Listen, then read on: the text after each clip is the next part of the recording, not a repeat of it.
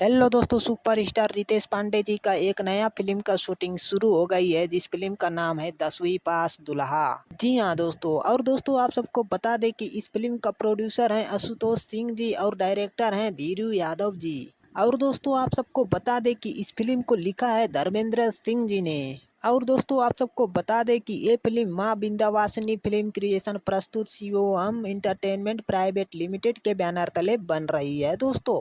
और दोस्तों अगर इस फिल्म में काम करने वाले कलाकार का बात करें तो इस फिल्म में काम करने वाले कलाकार हैं सुपरस्टार रितेश पांडे जी, संजय पांडे जी और भी कई सारे कलाकार इस फिल्म में काम करने वाले हैं दोस्तों।